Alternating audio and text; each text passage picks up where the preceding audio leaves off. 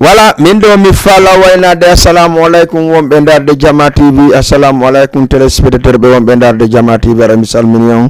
mi weltanike on moƴƴa ko habbire ɗo lan émission ko ɗon ko 14h ɗon en fuɗɗade e demi kono noon en fuɗɗike ɗo 15h03 minutes hay 16h03 minutes ara ɗen ɗo ka Jama TV ka émission Hotren Fouta. So nani tun gallo bidalal kon ka émission Hotren Fouta ande ko émission mon duwanoɗo dogude 14h 15h joni noon en waɗnomo 14h30 15h30 par ce aray on andi menen ko men yetto bariɓe mamin juula taw simin waɗa goɗɗum. Haray mi salmini kala falannoɗo heɗade émission on président mala noddulan téléphone kono lanka nder studio mi wata notade. Donc aray mi feƴƴi ɗon mi salminayi mawɓe men ɓen fop, salminen toute la communauté guinéen en accali hay e goto, salminen kadi yiɗuɓe en ɓen e yiɗanɓe en ɓen,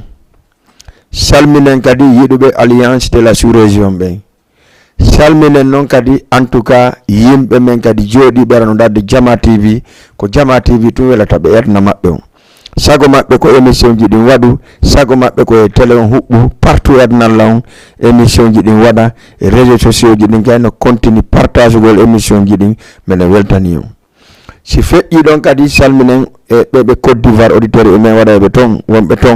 wonɓe Italie, wonɓe Belgique, Portugal, Espagne, ha wonɓe États-Unis, Allemagne, donc ha Australie, ha kadna on haadi ɗon en salminiɓe. Afrique ɗo kadi en salmini ɓe Gambie ɓen,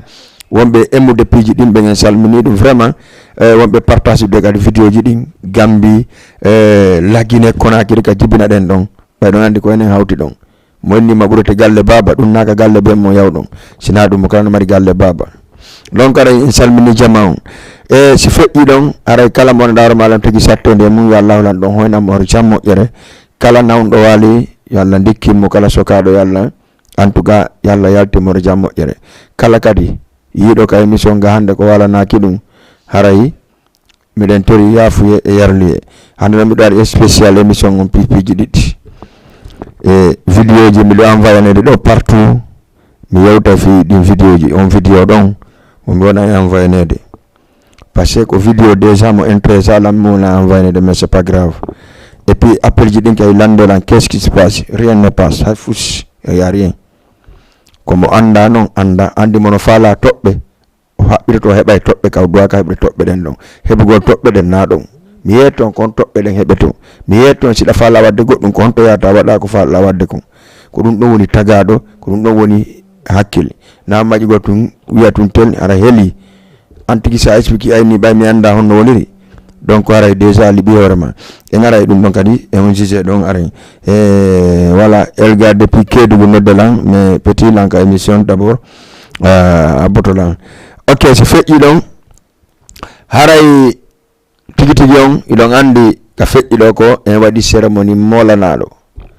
ko hombo noon waɗi on cérémonie ko Hajja Jiyo Diallo jibinande Mass Pita ɓiɗɗo mum ɓiɗɗo makko on noyne Sadia kon Jomba e samedi feƴƴuɗo Rijal Diop Rebos. Hande ɗon waɗa spécial mum par ce que hiɗen andi Jiyo Diallo ko Jiyo Diallo men, salminen famille makko fof e As salminama, Ibrahima ɓiɗɗo makko salminama, Biro makko salminama, en salmini dal kala wonɗo ka makko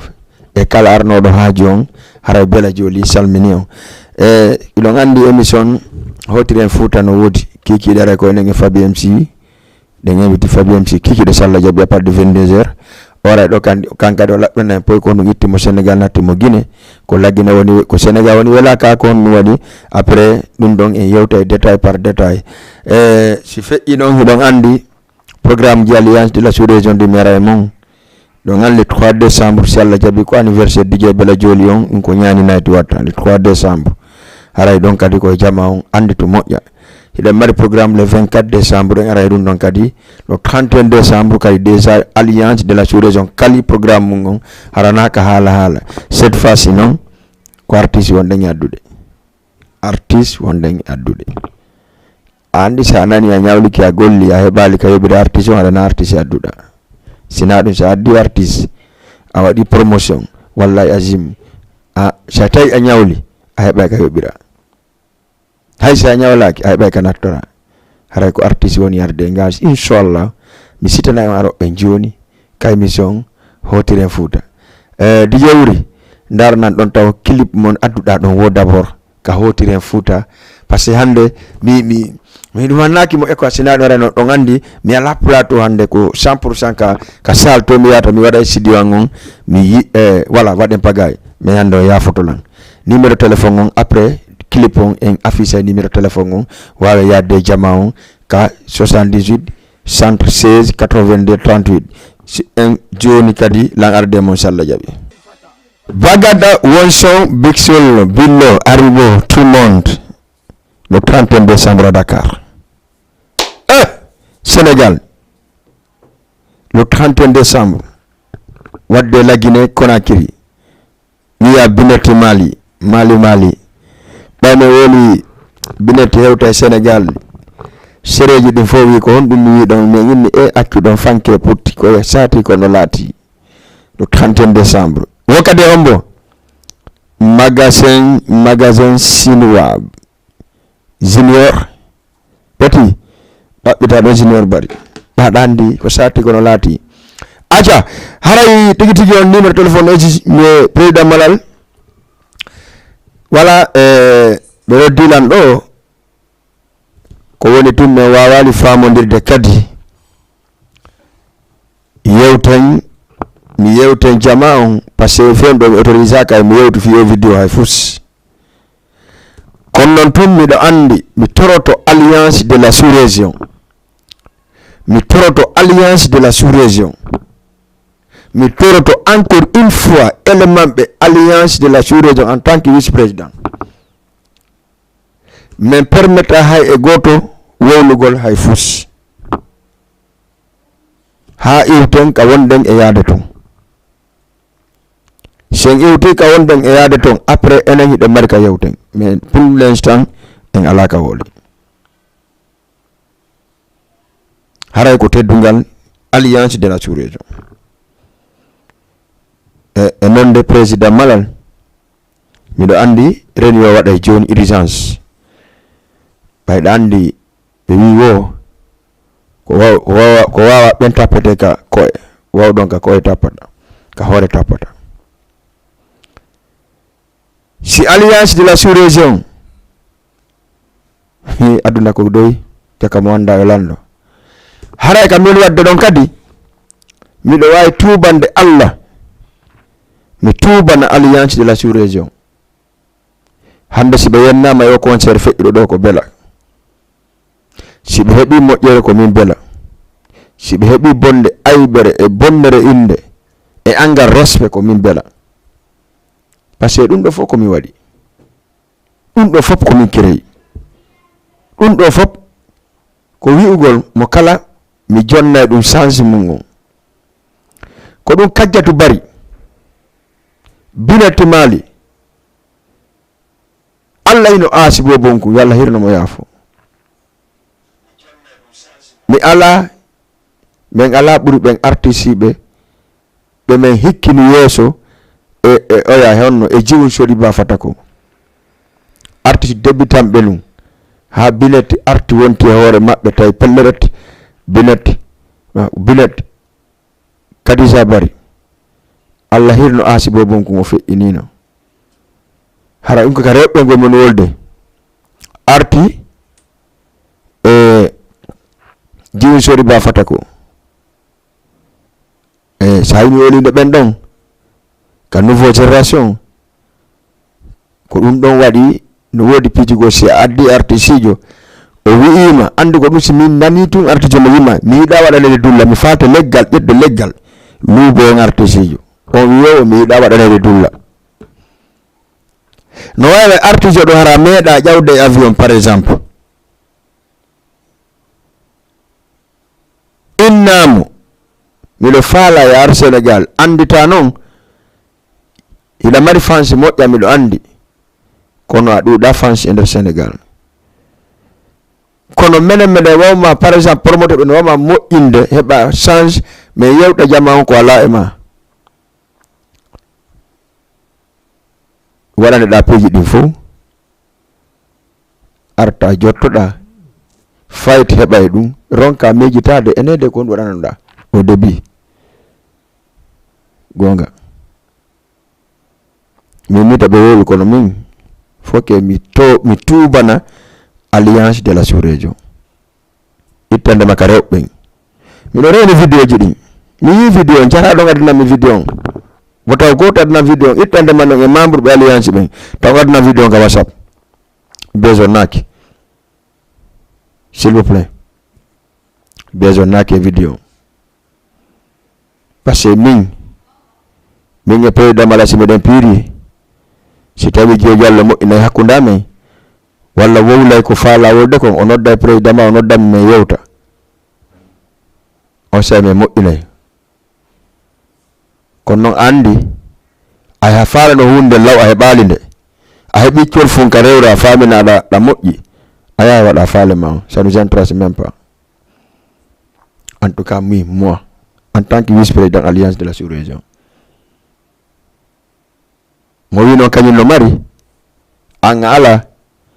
gonga Mamadou fata ko andara e conci makko ɗi alliance e la lagine Conakry Sénégal e lagine min bela jooli ala on miɗon joto sabu mari lagine on no ɓuri Sénégal ɗo on sabu mi sikki noon bussi no andi si bela jooli no mari sabu lagine bussi no andi ɗum si mi hewti kadi lagine mi holaki mi arita e taxi mi yawla taxi moto ko keccal bin mi jotto mi doginna kadi horan ha kam mi faala si mi fenay lande artiste ɓe heddi ɓen fuɗɗoɗon e Karim Paykum fuɗɗoɗon ko mi jogiti Karim non ndeysaan no yurmi sa fuɗɗoɗon e fuɗɗo reelan taw d'abord e débutant ɓe artiste hande ɓen ha ƴawɓen fuɗɗo reelan e Halima Ba lande Halima Ba ko honto o wonno aron e par exemple les immeubles de télémile Fatou Senta aron e woɓɓe go landanelan Habibou Fatako landanelan Ceerno Mamadou landanelan koto mon Alphadio Dara Allah ino Seydou Ba Fatako walla Saydou Sow lande Petit Yero lando ɗon Paté Moloko lando ɗon Lama Sidibé mi holaki ɓen ɓe yeyi DJ Bella ɓe ronki wiide e Bella hiɗa e jang c'est pas le petit que tu ɓe tranche na pay koye tranche tammi alliance de la sous-région encore une fois mi toroton yafuye mi toriki on mi jeeji on yafanelam min Bella par ce que kala ka heɓu ɗon e concert feɗɗo ɗo komi waɗi woɓɓe mo wonano pour mais mi forci woɓɓe mo ille en tant que ko woni vice président a d'accord e président o min iwtiri ɓawa ma kono conséquence am waye wallahi mi yi en fo son ja waɗi ya feelan ko min négocie concert o ko min waɗi prix ko waɗa ko min waɗi président mala ko ɗo ko validugol par ce que gonga président mala go no wiya mi haala ɓe Bella piiji go on waɗay tun mi jaɓa kono ko ɓay feere ala mi ara ɗi moƴƴa e men mi andi ɗum aray noon président malal en tant que président alliance de la sous-région président promoteur Sénégal o yafane Allah yafane ɗollan ko min Bella woli ka télévision ɗo ko fi honɗum mi yafini e mon ko passi conséquence si goɗɗo aybini on ko min waɗi hande si goɗɗo yonni on hande ko min waɗi si goɗɗo bonni on inde hande ko min waɗi ɗum ɗo miɗo tawa e ɗum ɗo woni noon première fois woni kadi dernier fois c'est-à-dire woni dikkuru banana min Bella Diowli artiste ɓe guinéen ɓe ɓen kadi yiɓe vidéo ɓen yaɓe 5 personnes pardon artani la vidéo merci à vous on jarama onon kadi mi weltanike on moƴƴa wiɓe kayno en tout cas alliance dal si a noddiɓe bimbi e kekiɗe ɓe aray ɗon kadi min salminiɓe miɗen weltaniɓe mi sikka no wodi artiste o Sénégal ɗo iwayɗo ɗo yawa yettina goɗɗum e amen Conakry on o ala par ce que fof no andi hande déjà meɗen fuɗɗi keɓde problème les artistes wigol noon ɗo wawi yoɓde kaari 2 millions 500 wiya men o yoɓay men 1 million subhanallahi kono si min alliance de la sous-région yafe mi tori yande mi jeeji on yaafe kala kam waɗi e o concert feƴƴuɗo ɗo komi waɗi mi reconnaissance kadi komi waɗi mi jaɓi kadi komi waɗi kam wiide on kadi komi waɗi komi waɗi kadi na noon onon tun kadi wiwno komi waɗi ko contrat on kadi signa tun ka wolɗe womo kadi no he yalto e kadi ka he sereji kaɗɗi fof haray yoɓe yaafo sereji ɗin arnoɓe ɓen deuxiéme concert on yoɓe yaafo arnoɓe premier ɓen yoɓe yaafo haray meɗen arde mon ɓe wi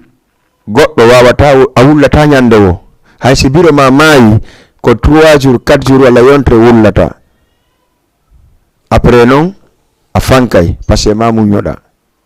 kono woni fi aduna si feƴƴi ɗon min mi permetta hay e goto yo dari wowla ko anda e côté an on se mi hewta e ka tribunal ko ɗum si alliance ɗaɓɓi kaydeji mum ɗi fof jogi ɗaɓɓi avocat ɓe mum ɗaɓɓi IC ɓe mumɓen komo yawi kemen Sénégal ɗo andi ɗon alagui no wi goto gino 100 000 francs soko goɗɗo on ti soko non c'est impossible nawi gonɗo 500 000 soko goɗɗo on ti soko ɗum c'est impossible no wodi ko police ñawata no wodi ko civil ñawata ittandema e journaliste ijo wiyetiɗo ko journaliste mi toriki on mi jeeji on fala ɗo mi yo windi article e hoore on wallahi azim ko nonde média ma mi porta ma plainte te sen hewtoy ka hewtoyteɗon anda e gonga walla fuɓe leppu deggal par ce que mi permetta goto ɗum ɗon vie privé janɗi haray so feƴƴi ɗon mi faala mi andini on le 31 décembre sawa sofi parce que stadion Iba Mar Diop wonɗen yawde le 31 décembre ɗe wondi noon kadi e artiste ɓe molanaɓe moole salminen alliance de la sous-région encore une fois salmina kadi sutenuɓe alliance ɓen fo merci Amadou Badiane mi yi vidéo merci beaucoup merci aussi merci à Kardiatou mi yi vidéo c'est pas grave merci aussi Aïssa mi yi vidéo merci beaucoup merci aussi à Kardiatou on ɗum wolda inde makko fo mi yi vidéo iwɗo kono ankiri merci aussi à Sissa Aïssa on mi yi vidéo c'est pas grave et merci aussi monsieur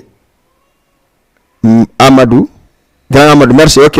mi yi vidéo merci beaucoup merci à Général Piking aussi merci merci aussi Dieynabou ok mi yi vidéo merci beaucoup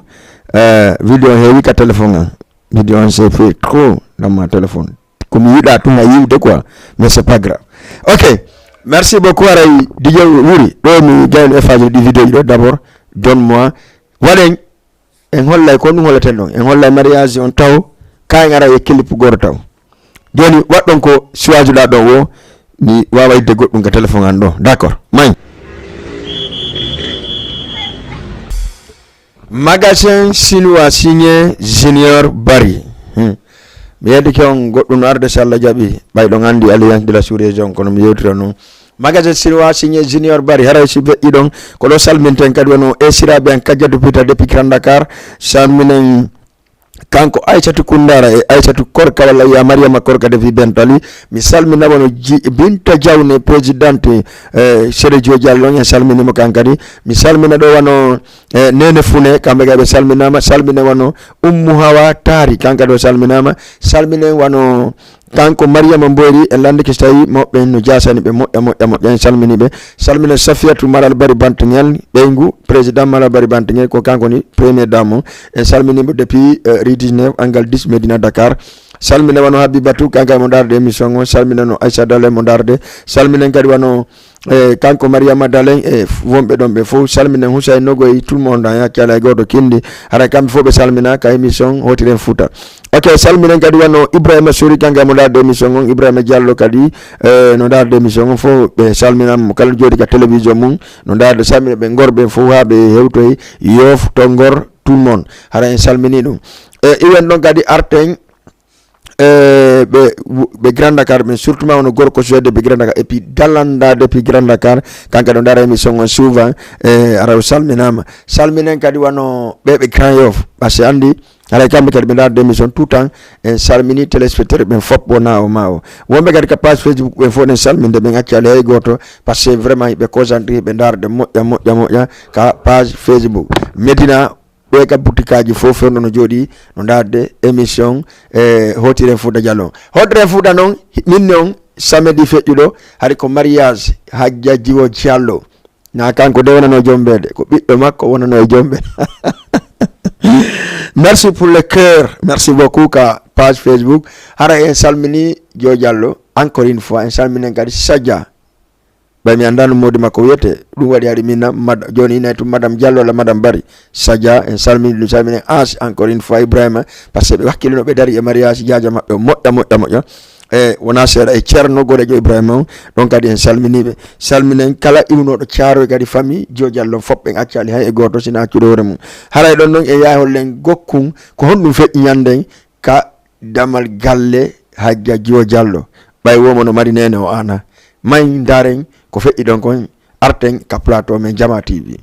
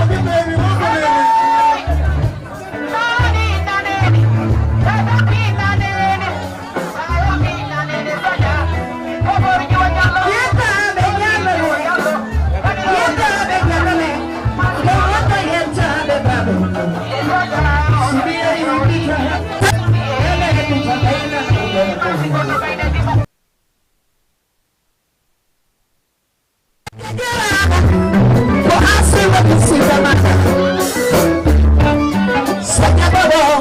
Allah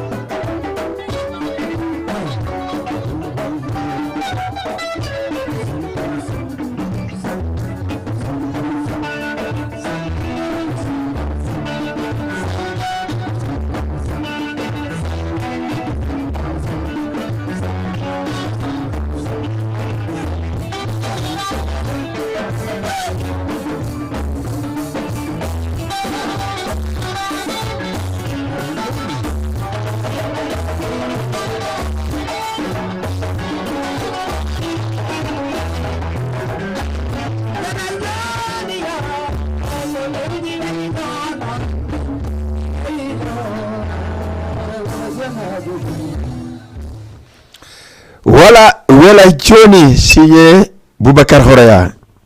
On a dit mariage, en tout cas, c'est un pec. Mouyima live, voilà.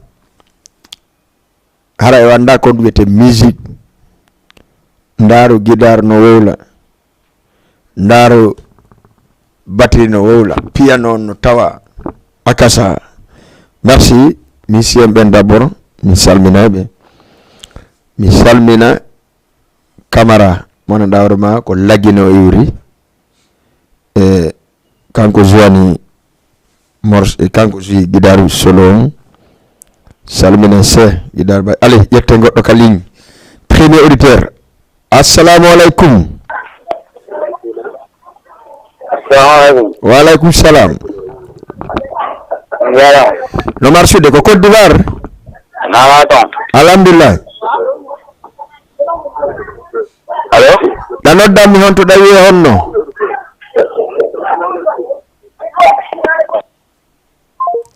Wala ka wondade no wadi bruit hop wara salminimo kanko premier auditeur joma ko haray wala hino ngandi siminno merta ka busiri merta ka cheikh merta ka kanko Horea encore une fois mi araka batta mi araka BBSA mi araka Alaji Elage salminemo salmin DJ Yaya basar kam fobe ton lamzo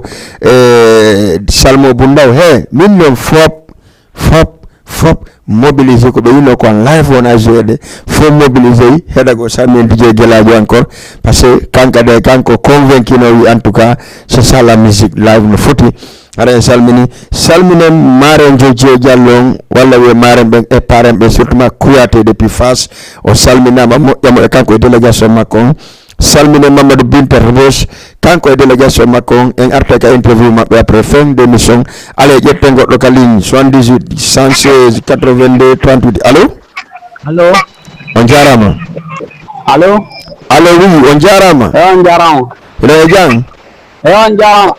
alhamdulillah. Ido nodda mi honto do wiya honno. Bon, ko musidɗo mo Mohamed Diallo toujours wontuɗo Côte d'Ivoire. Mohamed Diallo Côte d'Ivoire. Naam. Andi am fo men jetta télé men nabonama Côte d'Ivoire goy. Allah. Kono fewndi Côte d'Ivoire mbiyan dan kono no wadi en dow. Mini ndiyandan duda algongo mo yanani onon do mari chance men Sénégal cuuɗi foy eggino ammi ka geeci mede yiwde ɗum ɗon kan yiwde ɗum ɗon nini andi Sénégal ndiyan wowa arde kono hikkari ɗan nandi ɓe ɗan seytini hikka quoi en tout cas kono ɗum fewndi Côte d'Ivoire ton kono ɗum addanta en ka ñalorma ɗo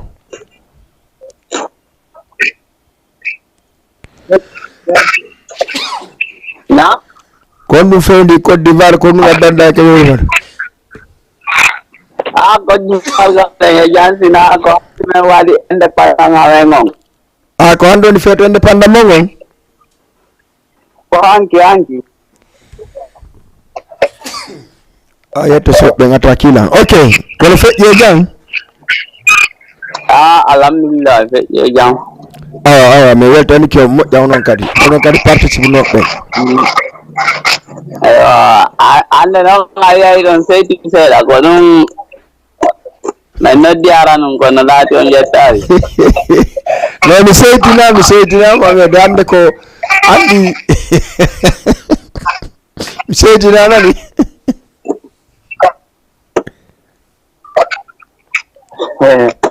naam mi seytina andi ko ittandema hanki mi sella moƴƴa quoi ko ɗum waɗi mi seytina ok ya Allah addu afiyana fo amin mi weltorikima moƴƴa Filial onon kam weltani com d'accord merci jarama Mohamed merci beaucoup Mohamed mi seytina ko woni tun on ti hattina cellal ha ittandema hanki c'est-à-dire ittandema hanki kiɗe mi hattina cellal moƴƴame alhamdulillah bon haray tigi tigi o merci auditeur ɓe ha joni 78 waɗon 116 82 38 par ce que ɗo gandere ka émission te tuwonde salminen kadi Majina Hulali salminama salminen simini Majina Hulali yetten goɗɗo kalin allo allo allo allo ok on ɗo heɓulaki simini Majina Hulali ene Nafisatu Grand Dakar en salminimo salminen kadi Rahmatullahi Sarane salminen Grand Abdoul Bambara en salmini Hasanatu kadi ale jetten goɗɗo kadi allo oui allo allo on jarama ɗo e jang yandude laala tan alhamdulillah ɗo noddami honto ɗo wiye honno wiye Mamadou Lamarana Diallo wonade dental Mamadou Lamarana Diallo depuis Bentali ɗon e jang yettude on ɗon e toon to ala toon ñalla alhamdulillah meɗen heeɗi on ko addannoga kikiɗe ɗo Mamadou Lamarana awa weltana o waɗi noona seeɗa merci beaucoup ala ɓeɗe so hokkan noon taniraɓe musique ɗum ko hombo e maɓɓe ko hombo e artiste yo mi hokkata on ɗum e taniraɓe mo hokki fof kama wonnoɗa de Jama TV fof miɗe salmina mi hokki fof merci beaucoup jarama ok aɗa jarama merci beaucoup voilà aray ko ɗum won toon ara en salmine ko séréji ɗi wonno salminde par ce que ɗanɗe ɓi fof participe no en tout cas ka Djio Diallo en salmine si waɗi hannde wala spécial pour mariage Djio Diallo ha par ce que vraiment ko debbo yonɗo et puis muññiɗo wakkiliɗo kadi e côté ji ɗin fof e côté communauté guinéen o hiɗon andi hay moyen guiné on monsieur Souleymane Bari commissaire monsieur Wuri Thialere président jeunesse union on ɓe fof ɓe arno toog coordonnateur guinéen o sen jeunesse guinéen o Sénégal o kanka ɗo yawno depuis wakam ɗo kamɓe fof compagnie no Fanta Dungil salamu aleykum on jarama ɗo e jang allo allo oui ɗo e jang jantin ɗa noddanmi honto ɗawi e honno hiɗa noddanmi honto ɗawi e honno depuis aslem inde nden ko honno inde ma nden ko honno grand depuis aslem allez après ça woni pré mi landima inde nden ko honno donc aslem mi andi wonɗa mais nden ko honno sen imi ɗon aɗa ko garan Abdou Bambara en salminimo kanko e association solidarité o fof ine ko garan Abdou Bambara wiyen ha ɗo Thiaroye tawen toon Camara Thiaroye tawen Impec Pikine tawen Petiyero Thiaroye tawen Aissatou Mali tawen Hadja Binta Yombol tawen Alpha Mali en fof en salminiɓe goto goto par ce que ɓe fof ɓe wanno délégation ɓe ari on faami donc c'est pour cela que kala mo yeggiɗɗen ɗo ɓe o une semaine ɗo fof en anta on tigui salmine mo weton ɗenmo iwen ɗon aren kam Mounasi Mari Fala ino andi Mounasi Mari Fala ko debbo wakkiliɗo e côté communauté guinéen on fop kankadi salminenmo jarnenmo kanko e délégation makko arnoɗo ka ɗum ɗon immoɗen ɗon aren kay Séré Yama Diadia ɗon andi ko toon Magale o ñiwno salminen kadi Magale o moƴƴa kankadi o arno délégation moƴƴa salminen Fanta Dungil ko Diadian en salminimo en weɗɗanikemo kanko e délégation makko fof en accali hay e goto donc hiɗon andi hande so yewti piiji ɗi fof sami e séréji ɗin fof Séré Djio Diallo on miɗo andi on heɓani ko fano ɗon kon tigui tigui ɓay ko no organise kono ko ɓay ko no organise Allah ƴetten goɗɗo kaleñi salamu aleykum on jarama ɗon e jang martude alhamdulillah ɗaja ano muñña ko onno inde nden ɗa noddanmi on to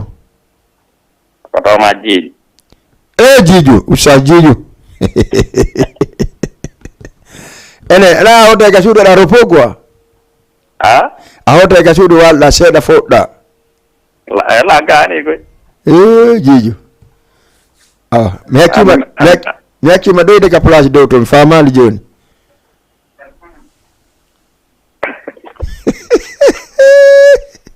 mi salminima dangon ɗon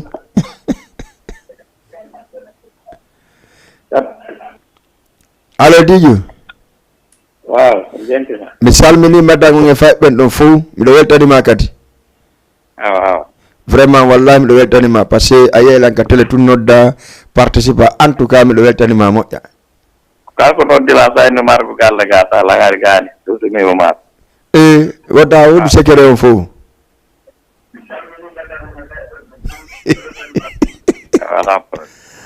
Diju, okay, misami Rashid Ndelo. Ok Diju, merci beaucoup. Voilà aray ko Diju e salmi Ousmane DJ. Si mi wi Diju ko ma mi salmina DJ Ousmane mi wadon DJ Salam ne bal ko yido e baylo mem ne bal ko yido e aux États-Unis harbe fo yibe do. Donc en salmini be fop bona o ma o. Kono mi wodran non non nane mi yewti on président moyen Guinée Monsieur Souleymane Bari Bantungel wonde délégation bureau jeunesse moyen Guinée union Monsieur Wuri Chalere wonde président l'alliance de la sous-région Monsieur Jamala Bari Bantungel e wonde e wobbe go e kangaddu bambara fop on yino o yibere ka haaju be wadi golle mokom ba kabu yagal ko woni kam moko ba yagal wonta don be wadi hoore mabbe eppi ko don kadi be woni. Donc vraiment o mariage jiwo jallo do ko woltere fi mum ha nyande yalla joddi jombali jetten goddo kalin. Assalamu alaikum. Allo ma sama na sude allo allez monsieur qui ça va dire après arte yang hara toujours numéro téléphone ko 116 82 82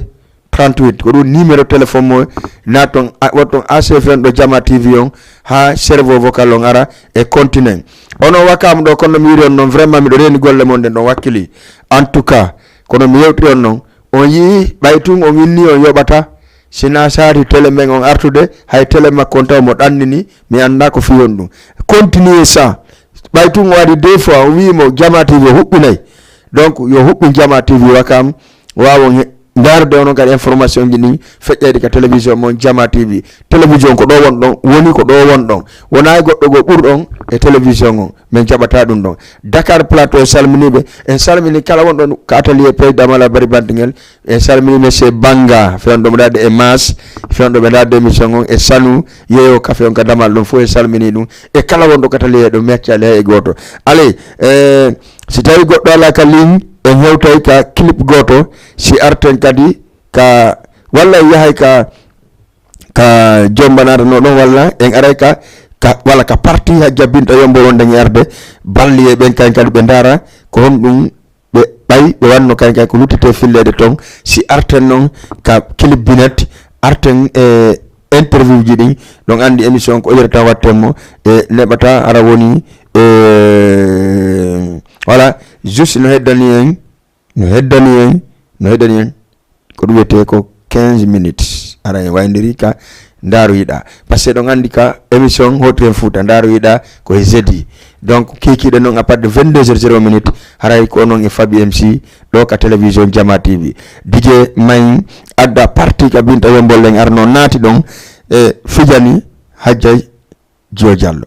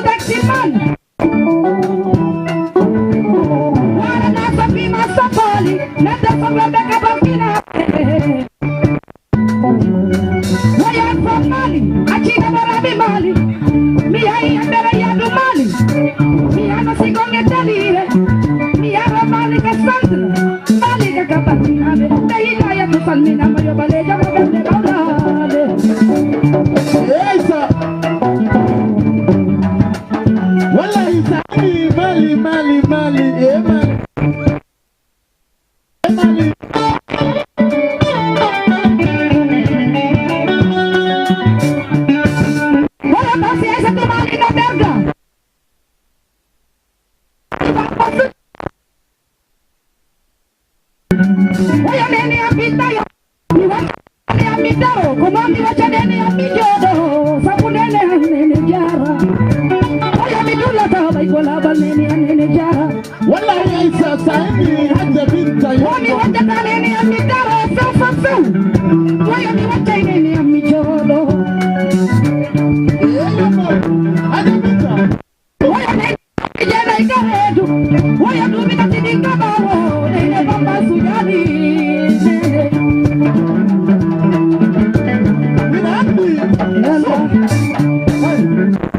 Nene yalla juti jalla le balde nene.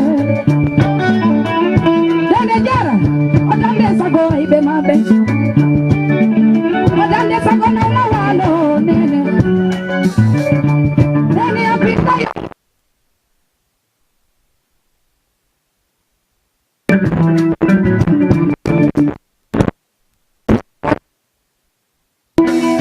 banyu.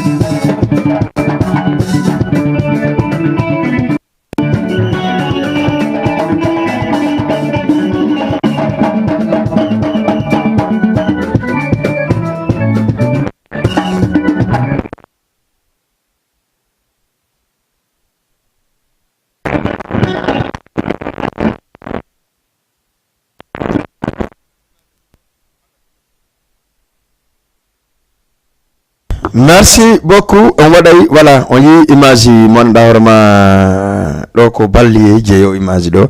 Et puis min on nat no do hari fonda yaltugol ender baraw. Ye voilà. Ara souvent e weton ke jama encore une fois ko jama on doit te wonde de ara en torke jo jallo konno wiire non o wi kala yahuno do mariage on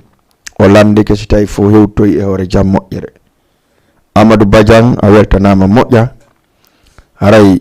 acca ƴette goɗɗo kali on ɗon acca. Assalamu alaikum. Wa alaikum salam. On jarama hiɗon e jang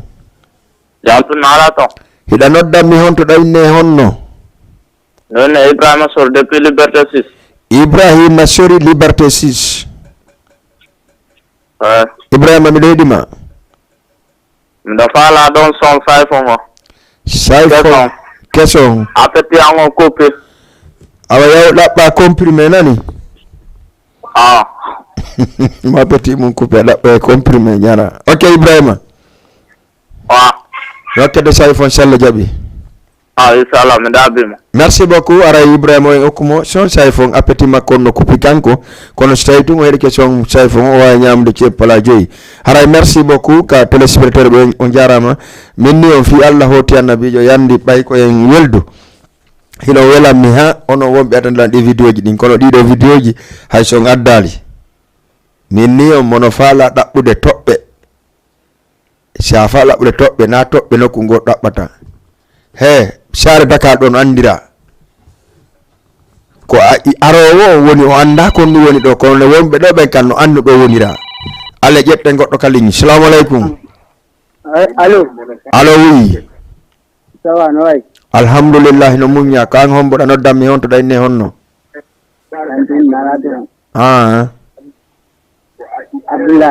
Abdoulaye depuis honto. Abdoulaye Nguel Tappe ɗay jang. Yantun nalaton. Abdoulaye la heɗima kon waddanɗan ka ñaleroma ɗo. Nguel Tappe. Mi faami ɗum ɗon Abdoulaye.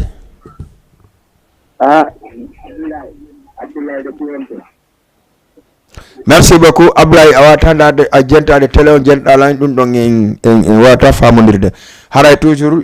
mi salmina Hassanatu kanko ka majjina hulali kankadi ko madame Camara sina mi fayi salminen noon min on Alpha Mali mi hande no Amadou Petiro Thiaro Camara Thiaro impec isiraɓe an mi andi tungo Maria Jojalo ɗo weli nani donc mi yeggitali kadi wano yimɓe am ɓen par ce que mi salmina Ibrahima Tunni Dialle kanka ɗo salminama moƴƴa par ce que kanko asi waɗal émission tun simi tardi tun o noddala téléphone écran kono waɗi waɗa émission donc salmini Ibrahima Tunni Dialle mi salmina ɓe Tunni Dialle ɓe dungil ha hewta ɓe cewgol ha mi yaha ɓe Bourwal Bayloya ɓe nene ha hewta e dongol centre fo kamɓe jeeyi mi yarta kenkon e joolil e pellel ha mi yara Bourwal Sila Kurawal ha mi yaha Ndeylo Mangol e Ndeylo Afia ɓe fof ɓe salminama leyfita ɓen ɓe salminama ɓe kalata yummito ɓen fof kadi mi haccali hay goto ha mi yewta Safa walla mi yewta toon han sangere mi yarta junngol Safa ha mi hewtoya kam miside voilà kamɓe fof jeeyi ha Neneya Saleya Boroko ha memo e Linguelande ko onon jeeyi émission hoten Fouta ko pay kummon kadi wonɗo jibinande joolil no inne konte geme ɗon hara miɗo salmini jama miɗo weltani ɗum moƴƴa donc so feƴƴi ɗon e yaha ɗo ha hewto en pellal mawde pellal to sokore ha en kuulu sanji heeri ko ka duuri sen fora en salmini ɗum ɗon andi min e mboma ko min ɓurdi wo ko ɓawa ƴetta micro o jinda o yimoya kono ton fof mi taaki ton par ce que mi yaadi artiste c'est pour cela si mi heɓi malheur artiste ɓe goo mi tawa wayi fof ko fof kono fof fotata acca ƴetten goɗɗo ka ligne assalamu aleykum waaleykum salam on jarama hiɗon e jang jam tan alhamdulillah onalle alhamdulillah ɗa noddanmi honto ɗayne honno ha Medina ɗayne honno ha mi ñawlite nden ko honno mi yoɓira e ma joni ko falɗa ko mi ko ceer dansal ceer dansal ko noon wiyeteɗa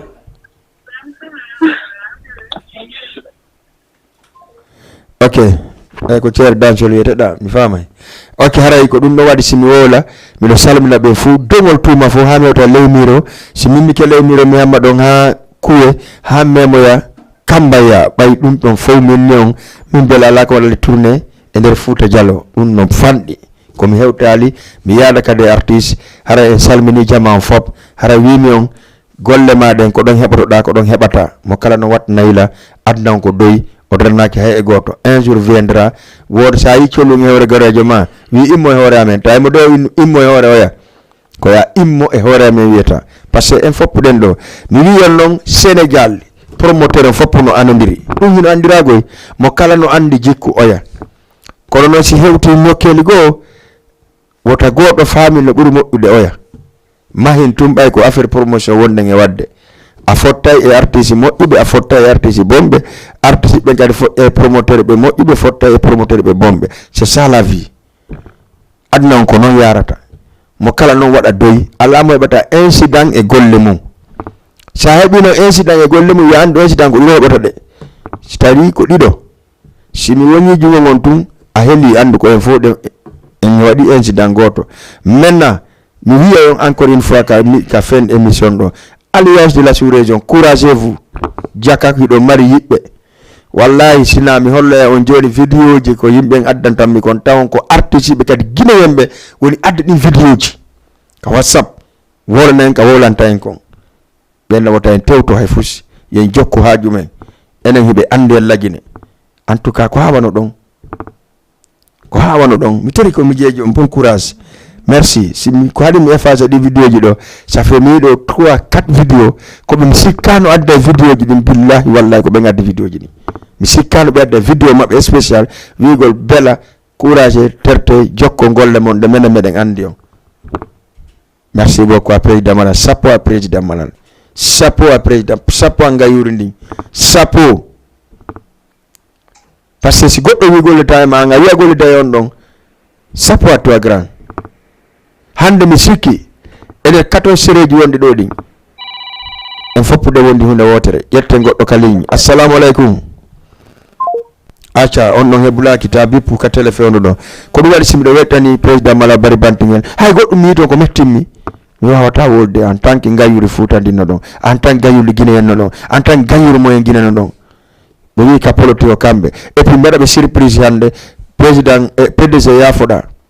hiɗon andi so tawi président mala jonnama goɗɗum tugara mamen accompagna ko par la force par ce que ko kanko woni gayuri ndin hiɗon andi ɗe mari meeting le 21 malgré ɓe arani ɓe yoɓi ka télévision men kono pour remercier gol le président jonnaɗo organisateur on ko ɗum simi wolde o meeting le 21 si Allah jaɓare ɗen grand théâtre ko hombo jonna organisation ko président malal wi ko hombe woni organiser de o wi ko non gayuji ɗin ka alliance de la sous région et association ji heddi ɗi fof fala ɗo tawde o par ce que ɗo ko pour la Guinée o wi ɗo goto añanta goɗɗo en fof koye gotum le 21 août yara ɗen grand théâtre si Allah jaɓi artiste ɓe Guinée ɓe fof no noddita Papso ɓundu gandal en kamɓe fof ɓe noddita par ce que mi yi vidéo ji maɓɓe ni min noon si Allah jaɓi lendi yontande ko relan ɗo kono harelan iwtun Gambi parce que harelan iwtun Gambi si Allah jaɓi mi yahay Gambi et merci à Sadou Becci o mi nani explication ma on mi faami kadi ko no woniri ton merci et toi mais bon courage ta décourage c'est ça la vie merci Sadou hara mi salmini jama fo général merci beaucoup hara mi hewti min Boubacar Horeya inchallah ƴetta goɗɗo ka ligne taw assalamu aleykum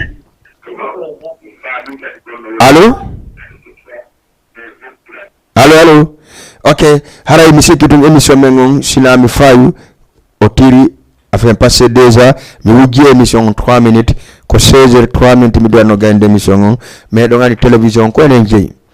ko fi mon onon auditeur ɓe mi joɗani ɗo mi wi on kala fala ɗo produit publicité kala ko watte yon tigi ar mi waɗanamo kadi joggu yombuɗo télévision darede partout ka réseaux sociaux Côte d'Ivoire ɓe nodday Italie la même chose goɗɗo ka ligne ƴette won noon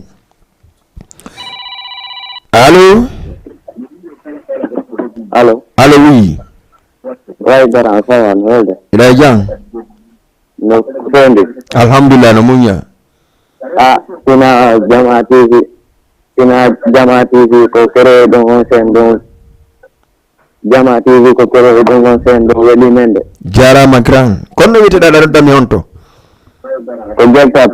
Gueltape télé no laaɓi to no laaɓi poyka Boulangerie Damal Daaro no laaɓi télé on no laaɓi ndardemo normal ɗa jooɗi ndarde télé on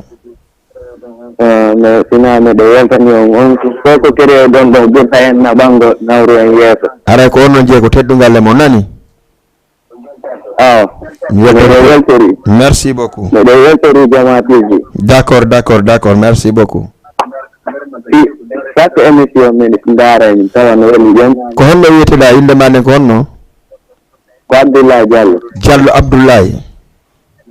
ɗi yappane ko min nodno ɗon d'accord merci beaucoup Abdoulaye nani eyyi fimen ko dow merci Abdoulaye an kadi fima ko dow min fof mbiɗo yiro ñande men ok ɗo on walla yimɓe ɓen jina ɓurta yarde yeeso merci beaucoup miɗo weltani on d'accord y a pas de problème on go to nani ok d'accord voilà Diallo Abdoulaye ko c'est comme ça ko ɗum woni encourage gol goɗɗo par ce que si goɗɗo ƴetti million ji mum investi e hunde encourage mo en tant que ko a ɗimmojo makko joni noon haray tigi tigi on en yahay ka interview ji min mi wayno to woni mi akkida o wuuri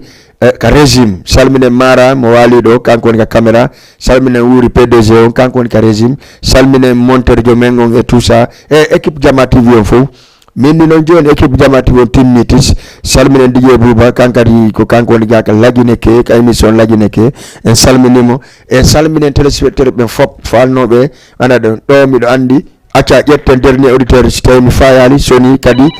assalamu aleykum on jarama ɗo e jang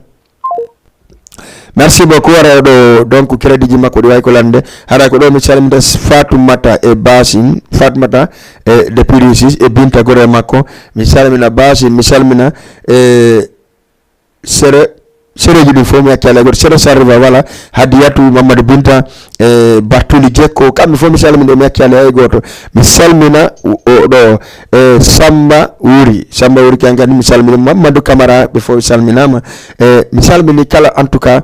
wonno ɗo darde Jama TV wonno ɗo darde ka émission hotiren Fouta tous les lundi ɗon andi ko ɗum ko hotiren Fouta hara en dara interview ji inchallah jaɓi ka Jio Diallo e ka marenjo makon kon don hebuno den ta heddibe hoti après arten non ka binati mali clip makon mi en tant que moi en 22h sella jabi enen e Fabi MC kay mission men la bay poy wandina en kon timo Sénégal o labdina en poy ko timo Sénégal natti la Guinée kanko Fabi MC. Ciao, merci beaucoup wara mi weltani ke jamam fop kala won darde télévision yido ga no satiro yon tigi yafo yarlo hakkil goto na hakkil mais men arta men ka plateau spécial pour concert amen fe idon kono wodi ko men fokki to ha men gene dum don et merci parce que men name wolinkintobe men wole ko clair laba jama fama alliance de la sous-région le 31 décembre ko enen le 3 décembre anniversaire de Bella Jolio Nyani Night Club teddungal le mon harande ame menen à ce soir. Assalamu alaikum encore une fois aray en tout cas idon andi kono mi wodan non ko sen gido Jama TV ka Jama TV wonde haray idon andi hande ide ngarno o de haaju Jiwo Diallo biddo makko wonano e jombede depuis au début mi holno présentation on mariage lanni alhamdulillah rabbil alamin fuddorama e jall lanniri e hore jammo e Jama TV kadi compagnie mariage ha o lanni fondo ni fois mo nanton on be hiwrade ko adda kon ko marebe be addi ko e parebe be déjà la wonde mare jondo mo nandaro ma en tout cas o wadi do ko fillete si Allah jabi lendi 14h 15h mare jonjorto ka suudu mum o ndara image makko ka Jama TV inshallah ka émission Hotren Fouta haray kon wadi si Jama TV ari walani dum do ko pour yon andu si Allah lando jabi kala ko noddom men si ko dennabo si ko mariage surtout ma ko wadi mokamba ko yagal haray Jama TV ari accompagnant parce que Jama TV ko fi mon télévision yon ko fi mon mais avant mi duddin halakan mi ara taw mi lando mare ngon mi hiwromo kanka do hiwrito mare ngon ne Mamadou Binta mo hodi Rebos donc waray mi nay Mamadou Binta assalamu alaikum. Alaikum salam. No marsude day jam. Jantu na lato. Alhamdulillah. Mi salmini o mi Mamadou Binta Rebos. Mi do welti modi vraiment hande mi do welti mi wawata wolde. Parce que fi honnu si siddo ma hebi haaju tawi be wada ma kadi initira ma ngaaju initire ndaaju ne bura wadede maren mi do weltori kadi mi do weltani kadi arbe ben fop mi do weltani onon arbe ben fop kadi artiste ben fop mi do weltani DJ ben fop modi mi accale goto mi weltani kadi Jama arbe ben fop na gorko na debbo fo hino weltana vraiment yo Allah wala do moƴƴi hakkunde yimen pottina seytane en fo jogondire en yurmondire wona nene goto baba goto parce que men daari men tawi ko Jama on wondete. D'accord Mamadou Binta wami ko bugol makko an woni présidente kadi Sere Sar Rival mi yiido ari mare nasi ma on mais mi buri 100 personnes ɓaawo ma no iwtiri ɓaawo ma e piiji ɗi anndanɗa hoore ma en tout cas addi ɗum moƴƴa ko Jama walluma ɗum ka ko antum ƴetti initiative ma ya waɗu ɗum ɗo ɓay haray Jiwo Diallo innitirima o haaju waɗima mare. Wallahi modi ɓaynama wol fenande min on hay min ɗum ɗo ɓuuram par ce que min yaltinino sobi on wassama kala e jaka Jama on no wutiri ɓaawa min Mamadou Binta e ɓe inna ta jaɓu maren ta jaɓu waɗe ɗum ɗo kono mi inna tum modi mi ala ɓuuri yimɓe ɓen par ce que min tumi gaynanta hoore am ko ɗum waɗi e ngal ɗo modi ɓe nooti sooda soobe jiɗi yimɓe kadi ɗo dal nootilan ha mi welti mi ronko a sendirde dal mi andala e fos par ce que weltare mi weltani ko Jama on fop ko min woni kadi hoore tour Sere Sar Rival ɗon min Mamadou Binta e Hadiyatu Bobo hunkun e battule Kaggetu Ba vraiment ko Jama wonde tenani min on hande mi ala e fusko wala sina Jama on fo yo jogondirdal woni hunde wotere nene goto baba goto haaju Janjio Diallo on machallah o weli foti laaɓi labama yimɓe fo ari e jang hoti e jang foppu piraka sonkaka alhamdulillah rabbil alamin ko ɗum ɗo kadi min falano ko wonki amen komin miyino ko ɗum kadi Allah lan ɗon waɗi ɓi lasiri e ɓi halal modi ko miiji ko moƴƴi wo ko ɗum ɗon Allah jaabinantama ko ɗum ɗo mi falno modi mi weltani ke foppo Jama fo nani. Voilà Mamadou Binta c'est prochaine fois si mi waɗima mare nga jaɓay ɗum ko tongata kon wolde mi jaɓay par ce que fi mon fanda andi wona sous région ɓe waɗanno mare grand théâtre alliance Guiɗo Jama ɓe waɗilam mare grand théâtre mi jaɓiri wutto atta kono he modi don kadi machallah modi don kadi yimɓe notolam ɓuuri ko haaju Janjo Diallo modi ñande mi inna be maare mi jaɓay nani par ce que ko jama wondete mi jaɓay Mamadou Binta kon ɗum wonɗa ko conseil ta ɗimmoɓe maɓe ɓe jaɓata maren ɓe komi wawi conseil de ɗimmoɓe am ɓen ko kala arɗo ini waɗeɓe maren concert surtout onon sous région koyeɓe jaɓude par ce que fi on no Jiyo Diallo koye sous région tawa wallahi koyeɓe jaɓu ɓe jaɓali ɓe gatta e hondu ɓe nin so yeey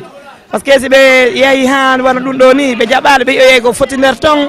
e ko laaɓa tawata ɓe wawata ittude vraiment yoɓe jaɓu komi wata conseil ɗimmoɓe am ɓe rewɓe ɗimmoɓe am ɓen par ce que hande a nanga ɗo hande nanguira sama kala wonta soobe comme min ɗo ni mi nangi sama kala wonti soobe jajan inde joni ko Séré Riva kono wonantanmi maari min ni ala probléme woni ka a wonanayla min mi jaɓi hayo lantake hade mi jaɓi min komi conseil ta jama on fop na yummira wona paykun kala waɗaɗo maren haaju woni gente woni mariage woni yawtule woni concert yoɓe jaɓu par ce que fiyon num ɓe fof ɓe hiye ko weeli yeeso maɓɓe comme bo mokkata dédicace ɗo omi mokkata ɗo dédication ko adi komi okkani taw Séré Rival on andi ko ɗon mi woni on faami e fans club Boubacar Horeya on andi Boubacar Horeya ko nene goto Binta Robos mi ala kadi ɓuuri on ɗo mi ala ɓuuri on ni ko aduna ɗo fotantanmi ko guite an ɗen e ɓiɓɓe am ɓen e nene goto ɓe am ɓen e tour mardi e Séré Bonna Hula e Séré Fotti Foli modi mi okkaniɓe fof nani mi accali hay goto nani o andi simi konti ɗo woodayɓe mi woolali simi konti mi woolayɓe mi woodayɓe mi acci ɓay noon haɗa nawi mi accuɓen ɗon ɓe seytina modi mi okkani dédication ɓe fopp maɓɓe won kala arɗo ha Janjo Diallo mi innimo merci fopp mi weltani keɓe nani koye goto merci beaucoup Mamadou Binta mare on ka Jiyo Diallo merci merci beaucoup Jama TV kono mbiɗon noon o yimi ƴetti mare jon o confirmani on haajo weeli o heɓi respect mum mi ara ka nene Jiyo jomba ɗon woni kanko Jiyo Diallo o remercie arɓe ɗo ɓen ka Jama TV ko jamma on kadi jooɗo ndara Jiyo Diallo konno way ala ono wa no marsude janto haajo ma on alhamdulillah jamma on ari haajo lanni ko honɗum marɗa ko wiya haaju arɓe remerciaɓe ha ndaare no émitirama Jama TV e yewta yimɓe ɓen haaju ma on ɓay feƴƴi e jarre ɓurtaɓe remerciude assalamu aleykum DJ Bella haray mi hewrike Jama arnoɓe ko haaju am ɓen fof ari ara fop miɗo hewri miɗo weltani Jama arɓe ɓen fof hande ko mi yiɗo ko min Jiyo Diallo mi wawata sifade par ce que fi honɗum ɓe inni hande ɗaɓɓata jawdi ɗaɓɓu yimɓe ɓen sa heeɓi yimɓe ɓen a heeɓi jawdi a faami hande noon miɗo welti mi wawata wolude miɗo weltani Jama on fop hay goto mi acca miɗo weltani aduna Allah on fop par ce que hande komi woni ɗo wallahi Allah mi wawata wolude somi woli mi bonnay kaset o tellement welo komi jogui ko ɓernde am miɗo weltani nena Aissatou Bari Bantingel miɗo weltani Koto Jammalal miɗo weltani nene an Diara Séré Jiyo Diallo fop no weltana Séré Beldam fu no weltana Maƴina Hular no weltana Bonna Hular no weltana Séré Rival no weltana miɗo weltani Maren Nango miɗo weltani aramɓe la weldi ɓe nene am Binta Bari e Hajja Lamarana mo gram Ibu photographe ɓiɗɗo makko no arani mi weldi bobon ko ganda hay hunde miɗo weltanimo sabu giggolngol o yiɗimi ngo miɗo weltani kala ñama kalajo arɗo ɗo mi accari hay goto miɗo weltani touru mardi miɗo weltani touru samedi modi mi weltike somi wowli mi bonnay miɗo weltani Beldam fop miɗo weltani Marama Kuruma kami e Neññara Sow en fop miɗo weltaniɓe DJ Bella an e Aliou Bari Amadou Badiane Wuuri Ibrahima Sori mi ala ko mi yoɓa on sina mi accidi on e Allah tentinima noon an DJ Bella ange Aliou Bari e Amadou Badiane Allah ko mi yoɓa on e saare aduna haray sina miɗo du'ani on miɗo weltani on kala ko yiwɗon ga anduɗon walanaki on haray ko yon yaafo haray ko sa yon wayno wona min nani miɗo weltani fof merci beaucoup Jama TV inchallah jaɓi lenni o mariage ɗo feƴƴa ka télévision hara jama fof no reeni mi andini on menen wona ka haala ka haala huwa haray ko wattantalan ɗon kadi miɗo weltani maƴƴina hulaari Nafisatu o bettilan hande bettande nde mi yejjata ha mi maaya ɓe inni giɗo ma ko giɗo ma miɗo weltanimo kanko nafe groupe makko on fop miɗo weltaniɓe foppo hay goto mo mi acci ala merci beaucoup Jama TV